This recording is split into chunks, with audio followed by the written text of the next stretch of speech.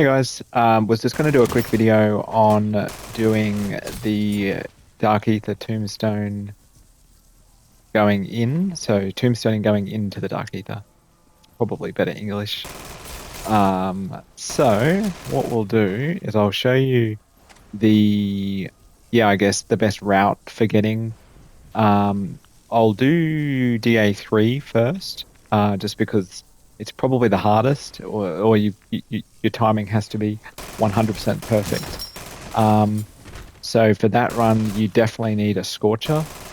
No other way that I can see to do that one. You'll need to have. So this is assuming that you've got stuff that, like, you've obviously got cash that you still want to carry over to the next game. The only downsides to tombstoning going into a Dark Aether is that you lose your perks when you load in. If you get your timing wrong, then you could potentially lose your weapon and Scorcher if you've got one equipped. Yeah, so it's one that I would definitely practice. Even I sometimes get it wrong. Yeah, it's all about that timing. So yeah. Anyway, we'll go ahead and get started. So we're going to need a sigil for starters. So I've just done a couple of contracts here in the red zone. Now, usually I would dump out a crystal to make room for a spare selfie. In this particular one, I'm not going to do that. And when you're tombstoning going into the Dark Aether, you need to stow your Ether Blade. This is because when you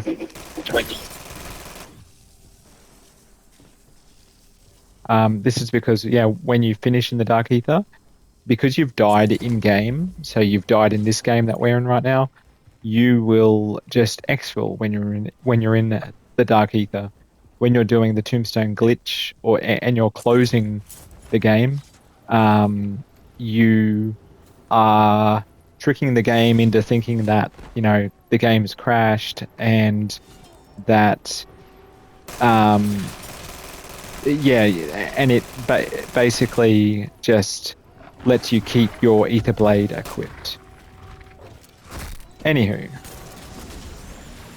what's this person doing? They were in my squad just before. Anyway, that's enough of me rambling. So the only place that I've tested and been and tried. Oh, I think I'm going to turn off the.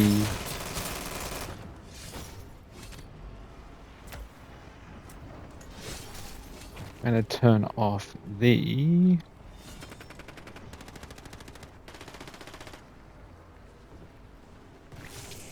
Yeah, there we go. That's better. Right.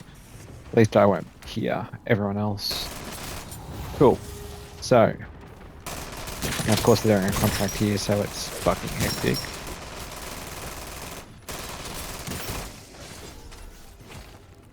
Equally out.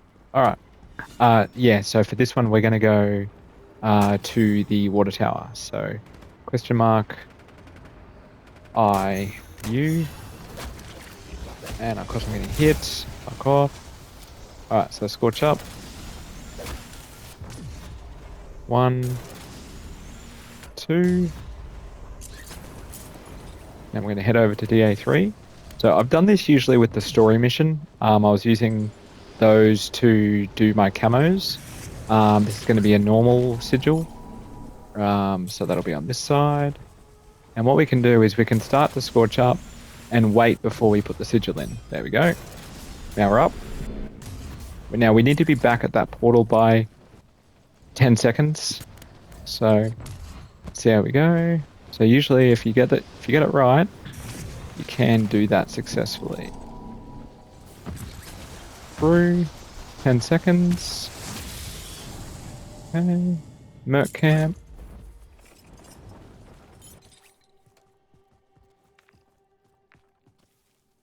Eight, 7, 6. Quickest down my Ether Blade because we've committed. That is now going in. So we're going to tombstone. So we've died, eliminated. Timing was good. And now we're loading in. A few moments later, Perfect. So we've tombstone successfully going in. You can see that we've lost our perks down at the bottom. Um, Ether Blade is in my bag, so that's going to be back in my tombstone for when I load in for my next normal game. So always remember to re-equip that. And now you play out this game as you would. Um, you cannot die in this Dark Aether. If you do, then you lose your tombstone back in the normal game. Um, if you re-equip Tombstone in this Dark Aether, you will, and you die, you will then get whatever's in your bag, which, isn't the end of the world, assuming that it's got decent stuff in it. Um, you can then just go and leave, like right now, if you wanted to, um, or yeah, play it out. So, um, hopefully that's been helpful. Yeah, load these soon.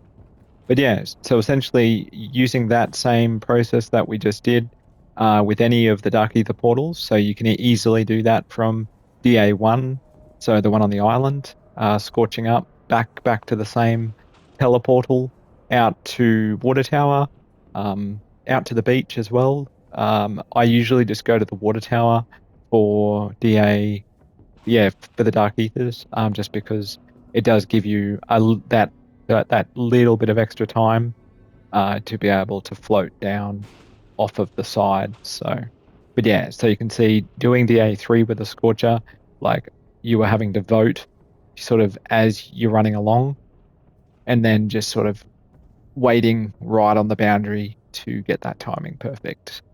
Cool. Thanks, guys. Hopefully, this will be helpful for everyone.